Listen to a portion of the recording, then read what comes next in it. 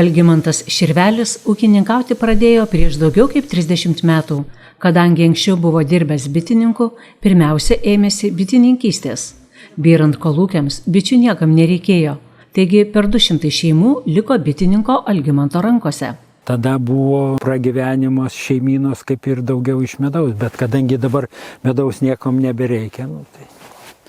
Bet tai tokia situacija sudėtinga. Grūdų šiemet irgi taip ūkininkai skundžiasi, kad nelabai reikia, medaus nereikia, pieno nereikia. Tai va įdomu, ko mūsų šaliai, ko mūsų žmonėms reikia, kaip jūs manot? Kad užsieniečiai turėtų atveš lietuviai bagotigi turi pinigų nupirks. Geriau iš kito pirkti, bet kad tik ne iš savo. Mūsų valdžiai taip atrodo, kad jiem geriau jį. Baisu, ką nors pasigirti, bet čia gal 50 kg gauni iš šeimų. Tai nemažai. Daug, per daug. Tiek nereikia mums nei tų bičių, nei tie medaus. Bet turbūt yra darbas dėl darbo ir darbas dėl širdies? Kaip ir medžioklėtas. Dabar ūkis išsiplėtė. Žemės dirbama apie 700 hektarų. Bičių šeimų liko per 40. Tai tik malonus užsiėmimas, o pagrindinis darbas augalininkystės ūkyje. Jam skiriama daugiausia laiko, į jį daugiausia investuojama. Stovime prie jūsų naujo statinio, grūdų centro, kuris turbūt buvo ilgametė svajonė ir daug metų brendo šitą idėją. Galvojam, tai mes, kaip pasakyti, neilgai galvojam. Mes ten, su vienais, su kitais, kas turėjo tos bokštus peršnekėjom. Čia buvom greitai priėmę, bet kadangi mes randamės dvaro paveldo zonai, va čia buvo sunkiausia. Ir čia žmona varga, sakau, gal 3 metus vargšytė, kol mes gavom leidimą statybų. 4 didžiuliai bokštai, čia daugiau po 1000 tonų. O jie visi džiovinantis ar ne? Ne, 2 tik tai. 2. Kodėl pasirinkote tokį sprendimą? Galbūt buvo galima pasirinkti ir kad visi būtų 4 džiovinantis, bet tai viskas pinigai. Išdžiovintus grūdus jūs čia turbūt galite kairėn dešinėn. Galim, bet nereiktų. Supiliai įsidžiovinai čia ir laukia, kada įsiveš. Bokštų valdymas, priežiūra, kas šitai tvarko, kaip jums sekasi susitvarkyti su ta išmaniaja pusė? Tai čia išmanė nieko nereikia, ten knopkytės paspaudai ir viskas čia labai paprasta. Šiemet per Javapjūtę kiek per dieną maždaug prikuldavot, kiek čia mašinų supildavot? Mašinų nežinau, bet tonom tai kažkur tai, jeigu gera diena būdavo, tai iki 350 tonų atveždavo per dieną. Mhm. Tai toksai centras visai pajėgus, nesunkiai priimti tokį kiekį? Taip. Nes konvejerinė įranga yra 70 tonų valandai.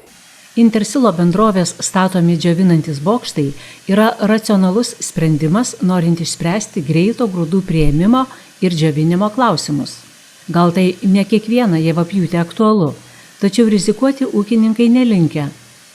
Turint džiovinančius bokštus, darbas vyksta sparčiau, nereikia laukti, kol vieni grūdai išdžius, kad galima būtų pilti kitus. Grūdai lengvai perkraunami iš vieno bokšto į kitą ar iškraunami. Jūsų statomų džiovinančių ar saugojimo bokštų projektai yra individualūs ir kiekvienam ūkyje, kiek mes važiuojame, vis jie skirtingai projektuojami, skirtingai komplektuojami.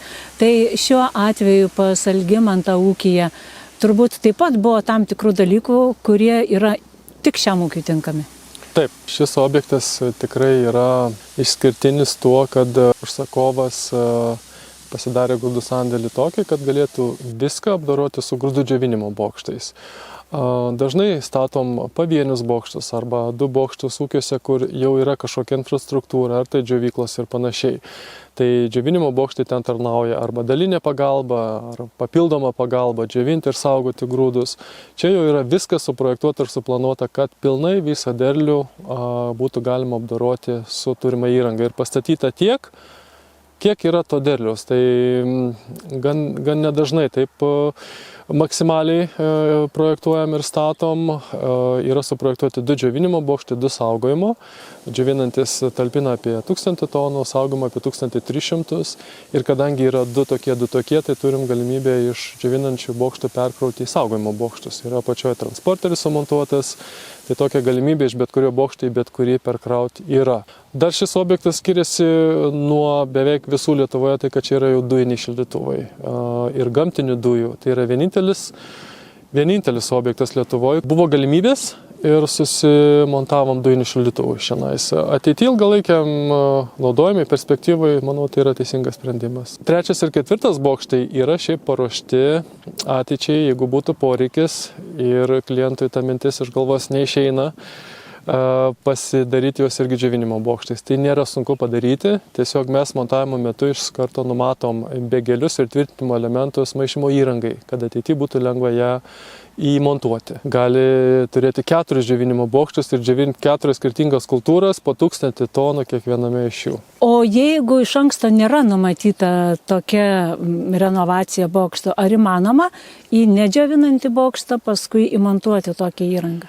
Į mūsų bokštus taip įmanoma, yra labai nebrangu tiesiog tuos bėgelius susimontuoti, tai dažniausiai tikrai jau būnam pasiruošę, bet jeigu reiktų, taip galima sumontuoti. Kuo išsiskiria objektai su džiovinimo bokštais, mums reikia labai nedaug įrengimų, pakrovimo, iškrovimo įrangos, nereikalingi kompensaciniai grūdų bokštai šlapiem grūdam laikyti, jeigu tai būtų džiovykla, jų reikia. Tai kaip matot, labai universalus objektas, gali talpinti 4 skirtingas kultūras, džiovinti vienu metu 2 skirtingas kultūras ir stovi tik 2 elevatoriai. Širvelių ūkyje jau 2 derlius augamas sukup grūdų bokštuose. Šiemet jie visi pilni, nes derlius netikėtai nustebino ūkininkus. Pavasario ir vasaros iššūkiai gąsdino, rodės nieko gero laukai nesubrandins. Tačiau ūkyje auginami tik žieminiai augalai. Kviečiai, rapsai, miežiai, o jie susitvarkė su gamtos išbandymais ir užaugino net didesnį derlių nei vidutinį. Rapsinis, daleiskim, yra jau 500 tonų išvežta. Iš 3 bokšto irgi jau išvežta 300 tonų, nu tai va, jau nuo 1000 tonų kiek nėra. Nors rapsų bokštas ir nebuvo pilnas, ten buvo apie 900 tonų. O šitie visi kiti miežių, tai čia gal bus koks 1200-300. O kviečių kiek? O kviečių viso buvo gal apie 1600-1700. Nu, jie nebuvo visai pilni, bet kadangi 2 bokštai. Šiandien matėm irgi mašina grūdų išvažiavo. Kas išvažiavo, kur išvažiavo? Išvažiavo sūnus į Jonavą. Ką išvežė? Išvežė kviečius. Kviečiai eina į 2 klasę, glitimo mažoka. Tai pagal viską azotą buvo mažoka. Tai aš nežinau, kaip. O gal veislė kartai. Tokie metai buvo gana sudėtingi žemdirbystė ir pavasaris vienoks, vasara vėl kitokia, vis stresas ūkininkams. Taip ir bet derlius vis tiek gan neblogas šiemet, pagal šios metus. Kiek kūlėt? Tai kviečių gal gausis vidurkis kokie 8 tonai. O rapsų tai 4 tonai, aš manau, irgi turėtų būti. Tai čia panašiai kaip ir vidurkis būna daugiametis, ar daugiau? Daugiau šiemet kviečiai ir rapsai mūsų ūkelyje yra čiut daugiau. Ūkyje dirba tik šeimos nariai, žmona, krikštasūnis ir sūnus. Keliese ūkyje darbuojatės? 4. 4? Generalinis, vyriausias finansininkas, vyriausias agronomas ir energetikus irgi vyriausias. Tai kam daugiausia darbų kliūva iš visų šitų išvardytų? Ne, daugiausia. Ministrų, premjerų? Daugiausia Augustinai matyti tenka, nes jis purkštuvė pastoviai sėdė. Vasarą jo ir praeina traktoriukė. Pasėlių priežiūra daug reikalauja, kai jie visi žieminiai. Darbai labai turbūt laikas viena diena, laikas labai svarbus, taip. Taip irgi žydintys augalai, juos turim atkreipdėmėsi, kada kas purškėsi ir naktim tokie rapsai purškėsi. Bet tai nieko nepadarysi, čia toks mūsų pasirinktas gyvenimo būdas ir čia viskas čia puikiai. Ūkininkai nestokoja optimizmo, kokie metai ir kokios sąlygos bebūtų. Žino, kad nuėmus derlių reikės sėti ir auginti kitą. Technologijos labai palengvina darbą, tačiau nėra nei vieno ūkininko, kuris savo ūkio nemylėtų ir augindamas derlių neatiduotų visos savo meilės žemei.